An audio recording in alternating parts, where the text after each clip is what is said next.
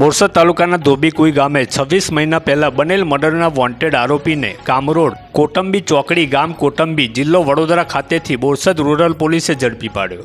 Borsad rural police સ્ટેશનના police inspector Shri ડી.આર. Chaudhary નાઓએ IFFCO કલમ 302-504 મુજબના ગુનાના કામે ફરિયાદી શ્રી રમેશભાઈ સોમાભાઈ સોલંકી ઉંમર વર્ષ 44 ધંધો ખેતી રહે ધોબીકુઈ ઇન્દિરા કોલોની તાલુકો બોરસદ જિલ્લો આણંદ નાઓએ ગઈ તારીખ 19/5/2023ના રોજ ફરિયાદ આપેલ હતી।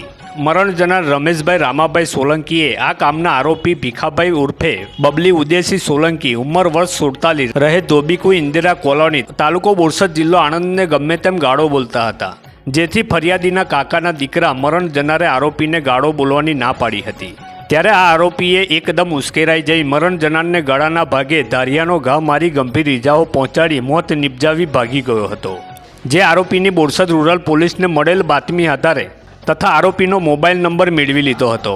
તેના મોબાઈલ નંબરના CDR એનાલિસિસ તથા ટેકનિકલ સોર્સનો ઉપયોગ કરી આરોપીનું લાઈવ લોકેશન મેળવી લીધું હતું અને ધોબીકુઈ ગામના છેલ્લા 26 મહિના પહેલાં બનેલ મર્ડરના વોન્ટેડ આરોપીને કામરોડ કોટંબી ચોકડી ગામ કોટંબી તાલુકો વાઘોડિયા જિલ્લો વડોદરા ખાતેથી ઝડપી પાડી આરોપી વિરુદ્ધ કાયદેસરની કાર્યવાહી કરવામાં આવેલ છે।